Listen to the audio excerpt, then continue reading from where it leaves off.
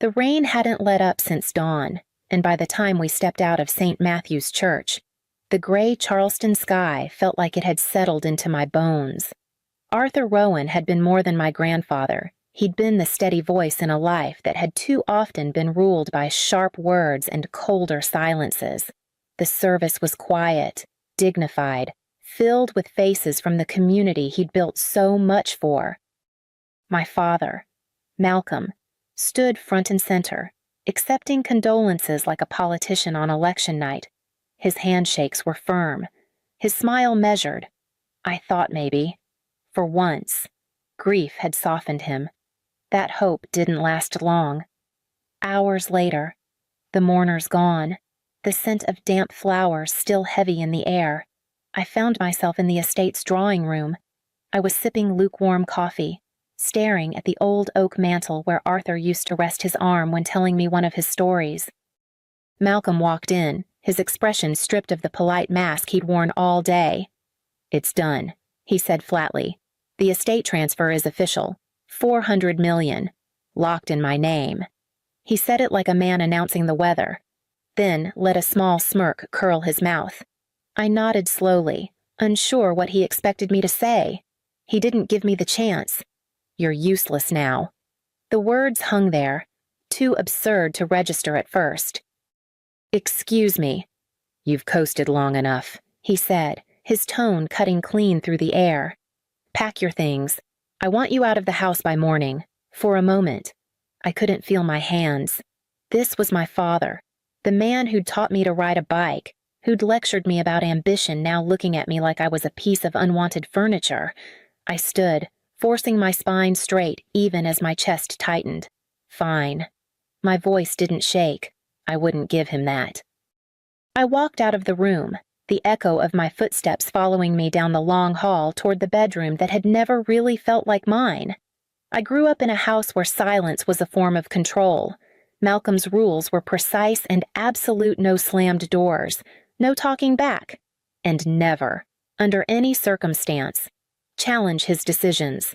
My earliest memories of him are measured in corrections: posture too slouched, tone too sharp, ambitions too unrealistic.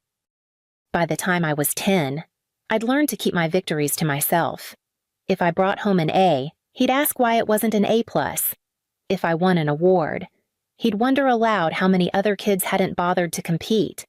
Praise was rare, and when it came, it felt more like a footnote than a celebration. Arthur was different. My grandfather's presence was like stepping into a warm patch of sunlight after being indoors too long. He didn't push me to be perfect. He asked me what I wanted and then listened, really listened to the answer. When I was 15, I told him I wanted to work in finance, to understand the currents that moved money and power. Malcolm scoffed, called it a man's world. Arthur just smiled and told me to learn everything I could. Years later, when I was accepted into a competitive graduate program, Malcolm dismissed it as a waste of time and money. I remember sitting on the porch with Arthur that night, my acceptance letter in my lap, wondering if I should turn it down. He sipped his sweet tea, then quietly slid an envelope across the table. Inside was a cashier's check large enough to cover my tuition for the first year. "Don't tell him," Arthur said. "This is between us. Consider it an investment in someone worth investing in." That was Arthur believing in me when it cost him something. Now, standing in my childhood bedroom with a half-packed suitcase, I thought of that night and the quiet pride in his eyes. Malcolm could strip me of this house, but he couldn't erase the foundation Arthur had given me. As I reached for another hanger, something hard shifted inside the lining of my old bookshelf. The house didn't feel like mine anymore. Within days of the funeral, the warmth Arthur had brought to the estate seemed to evaporate, replaced by something sharper, colder. Doors that had always been left open were now locked. The library, the sunroom, even the small study where Arthur kept his records, each handle rattled uselessly when I tried it. The staff, people I'd known for years, avoided my eyes. Margaret, the housekeeper who used to sneak me scones from the kitchen, gave only curt nods now. her hands busy with tasks that didn't need doing. When I asked if something was wrong, she murmured, "Mr. Rowan's instructions," before hurrying away. At dinner, Malcolm spoke as if I weren't there. He discussed moving forward with an air of finality, talking about renovations, new investments, and streamlining the household in ways that made it clear I wasn't part of his plans. His voice carried the satisfaction of someone cutting away what he considered dead weight. Back in my room, I tried to focus on packing. My fingers skimmed along the spines of books I'd kept since high school, comfort in a time when I'd needed safe places to hide my thoughts. One, a thick biography Arthur had given me on my 18th birthday, slid forward more easily than the others. When I pulled it free, something small and firm shifted inside. I flipped it open and found a sealed envelope tucked deep between the last few pages. My name, in Arthur's steady hand, stood out against the cream paper. I sat on the edge of the bed, tearing the seal with careful fingers. Inside was a single piece of stationery, the ink faint but deliberate. The will protects those who protect others. No explanation, no context, just that one line, weighty enough to stop me cold. I read it again, tracing the words as if more meaning might appear. Arthur had hidden it for me to find not Malcolm, not anyone else.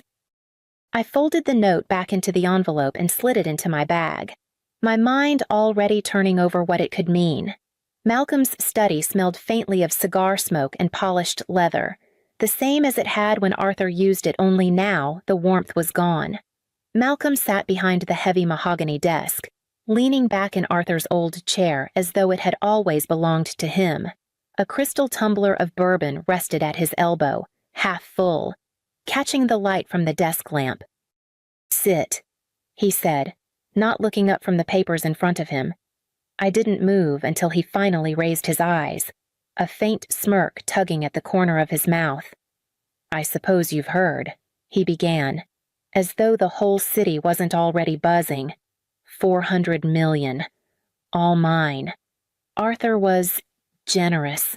His voice carried no trace of grief, only the satisfaction of someone who'd just won a game they'd stacked in their favor. I stayed quiet, letting him fill the air. "You've had a long, comfortable stay here. Callista," he continued, his tone shifting to something colder. "But you're not a child anymore. You're a financial burden. And frankly, you've been coasting." He said it like a verdict, not an opinion. I almost laughed. I'd been working since I was 16, paying my own way through most of grad school thanks to Arthur. Not him, but arguing now would be like shouting into the wind. "I want you out by morning," he said, leaning forward. Elbows on the desk. No drama, no drawn-out goodbyes. This is my house now, and I decide who belongs here. His gaze lingered on me, waiting for the crack, the flinch, the desperate protest. I felt the weight of Arthur's note in my pocket, the words burning against my leg. The will protects those who protect others. I straightened my shoulders. Fine. No tremor in my voice, no hesitation. I rose, turned, and walked out without another word. Upstairs. I finished packing the last of my clothes into the worn leather suitcase Arthur had given me years ago. The envelope stayed in my coat pocket, as if moving it might weaken whatever strength it had given me in that room. By the time the grandfather clock in the hall chimed 9, my bags were by the door. I didn't look back when I stepped outside into the cool Charleston night. By the next afternoon, I was hauling my suitcase up the narrow staircase of a brick walk-up in downtown Charleston. The apartment was barely big enough for me to stretch my arms without touching both walls, but it was mine, no locked doors, no eyes watching to see if I measured up. I'd sold a few pieces of jewelry Malcolm had given me over the years, gifts more for show than sentiment. The cash wasn't much, but it was enough to cover the deposit and my first month's rent.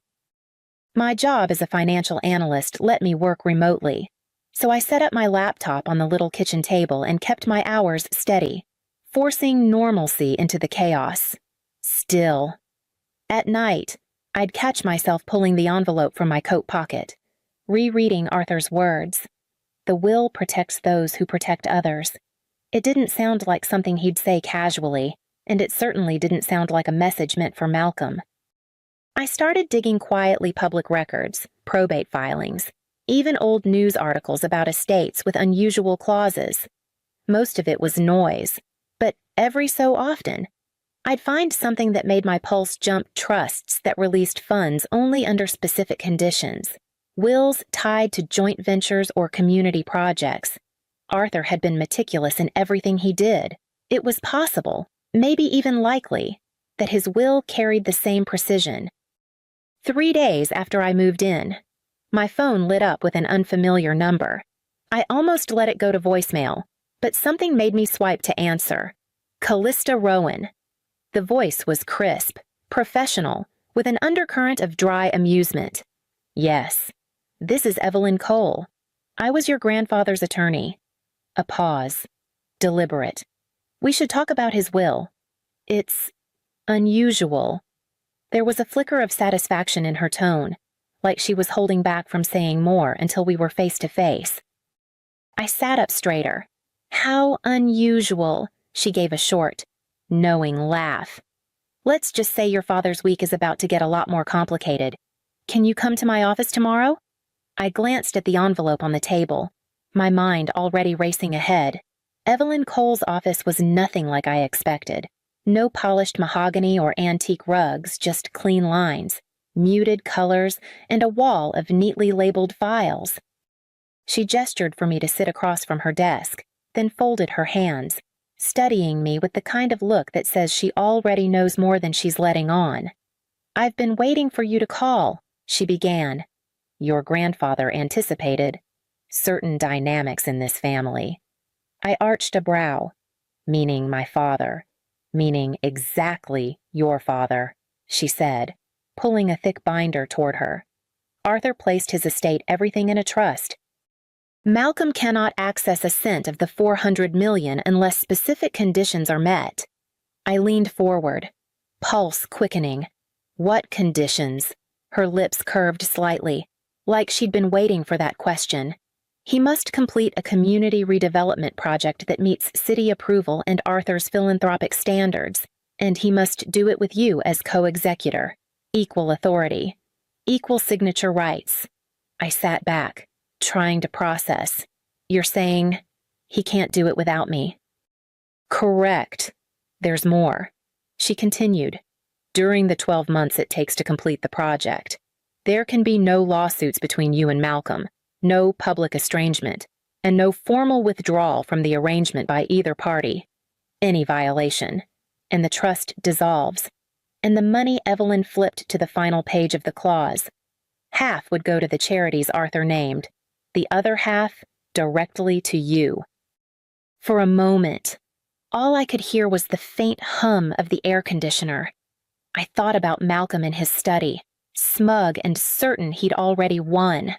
I thought about him telling me I was useless. Arthur really planned this, I murmured. He wanted to ensure the person he trusted most was in a position to protect his legacy. Evelyn said, and that person wasn't your father. I traced my fingers along the edge of the desk. A slow, deliberate motion. When does Malcolm find out? Evelyn's smile widened. Just slightly. He already has. I felt the shift in my chest anticipation, steady and cold. Then I suppose I should be expecting a knock at my door. It didn't take long. Less than 24 hours after leaving Evelyn's office, there was a sharp knock on my apartment door when I opened it. Malcolm stood there expensively dressed, but the edges frayed. His face was pale, a faint sheen of sweat along his hairline. Callista, he said, forcing a smile. Thought we should talk? Family to family? I stepped aside without a word, letting him into the cramped living room. He glanced around, eyes lingering on the second-hand furniture like it was a personal insult. The bank tells me there's been a misunderstanding, he began, settling onto the sofa. Funds are tied up in some sort of trust. Ridiculous red tape. His tone was light, but I could hear the strain under it. "It's not a misunderstanding," I said. "It's the will." He waved a dismissive hand. "Your grandfather was sentimental. I'm sure we can work around it." He leaned forward, softening his voice. "You and I, blood is blood. We've had our differences, but we can come together now. Make this work for both of us." Arthur's words flickered in my mind. "Don't react. Negotiate." "What exactly are you proposing?" I asked evenly. "That you sign whatever's needed so I can move forward." "You'll get something." "Of course." I held his gaze. "That's not how it's written." His smile thinned. "Callista, I'm offering you a way to make this painless. You think you can run a multi-million-dollar project without me? You'll sink us both." The threat was there, coiled under the words. But I didn't flinch. "If you want the money," I said, "you'll follow the terms. All of them." A muscle in his jaw twitched. For a moment, I thought he might explode, but instead he stood, straightening his jacket. "Think about it," he said, and walked out without another glance. I closed the door behind him, already knowing I wouldn't need to. He'd be back. 2 days after our first meeting, I had the agreement ready. Evelyn had helped me refine it, each clause crafted with the same precision Arthur had used in his will. Malcolm would publicly acknowledge me as co-executor, cover my living costs for the duration of the project, and transfer 3 specific estate properties into my name, outright no conditions, no reversals. When I slid the document across Evelyn's conference table, Malcolm's eyes skimmed it, then flicked up to me. "You can't be serious." "Every word," I said. He leaned back, crossing his arms. "I'm not signing this." "You're extorting me." I didn't blink. "The will is extorting you." "I'm just giving you a way forward. For the next week." He stalled, claimed he was busy with other matters, sent back pages with red ink scrawled across the margins, even consulted another lawyer, a sharp-suited man who lasted 1 meeting before quietly confirming the truth Arthur's language was airtight. Without my cooperation, Malcolm's $400 million might as well have been buried in the ground. When he finally returned to Evelyn's office, he was quieter. Not defeated. Exactly, but there was a weight in his posture, a tightness around his mouth. He picked up the pen, rolled it between his fingers, and signed each page with quick, sharp strokes. Evelyn notarized it, her expression neutral, though I caught the faintest glimmer of satisfaction in her eyes. Malcolm pushed the signed packet toward me, his knuckles white. "I hope you know what you're doing." "Callista." "I do," I said, tucking the agreement into my folder. We stood, the air between us heavy with everything unspoken. He left without shaking my hand, the door clicking shut behind him. For the first time in years, I felt the balance shift not just in paperwork, but in power, and it was only the beginning. The waterfront lot had been little more than a patch of cracked asphalt and weeds when we began. Arthur's plans called for something alive, glass walls opening to the harbor, classrooms for job training, and space for local markets on weekends. From the first week, I made it my business to know every detail. I walked the site with the contractors each morning, reviewed invoices at night, and built relationships with the city officials whose signatures we needed. The more I showed up, the more the crews looked to me for decisions. Malcolm hated it. He showed up late to meetings, floated ideas to trim the budget that ignored both code and Arthur's vision. Whenever I refused, he muttered about me being impossible to work with. But he never tried to shut me out. He couldn't. The will made sure of that. The press loved the story Rowan Family Unites to honor Patriarch's dream. They photographed us side by side, smiling for the cameras. In the glossy spreads, we looked like a team. Behind those smiles, every conversation was a negotiation. By month 11, the center's steel frame was complete, glass panels catching the morning sun. Malcolm stood with me on the balcony overlooking the water, watching crews set the final supports. "You've handled yourself better than I expected," he said, the words clipped but genuine. better than you wanted." "Maybe," I replied. He gave a short, humorless laugh. "Maybe. It wasn't trust, it wasn't forgiveness, but it was an acknowledgement, however grudging, that I wasn't the liability he'd painted me to be. And in a few weeks, the project would be finished and the will's conditions met.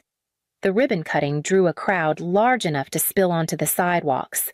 City leaders, reporters, and families from the neighborhood gathered under a bright spring sun, the new community center gleaming behind us. Malcolm stood to my left, hands clasped, smile practiced. The cameras loved him, but the speeches weren't his to give. That was Arthur's stipulation and mine. When it was my turn, I stepped up to the podium. I spoke about Arthur's belief that wealth meant little if it didn't lift others. I thanked the contractors, volunteers, and the community who'd worked alongside us. I didn't mention Malcolm. The applause started slow, then built into something steady and warm, rolling over the courtyard. Out of the corner of my eye, I saw Malcolm's expression tighten, his jaw set as the focus stayed on me. By the end of the day, the trust's conditions were fulfilled. Malcolm would have his fortune. I had something different, 3 prime estate properties in my name, and the public credit for bringing Arthur's vision to life. As the crowd dispersed, I slipped away down the side path, my heels clicking against the new brickwork. The center stood behind me, alive with voices, exactly as Arthur had imagined. I didn't look back at Malcolm. I didn't need to. I'd taken the part of my family's legacy worth keeping and left the rest in the past.